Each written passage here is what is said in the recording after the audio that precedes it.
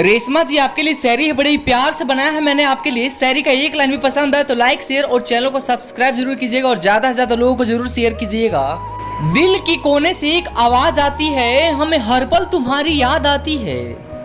दिल पूछता है बार बार हमसे कि दिल पूछता है बार बार हमसे कि जिन्हें हम याद करते हैं क्या उन्हें भी हमारी याद आती है। प्यार करके जताए ये जरूरी तो नहीं, कभी कभी प्यार को आंखों में देखकर पता किया जाता है।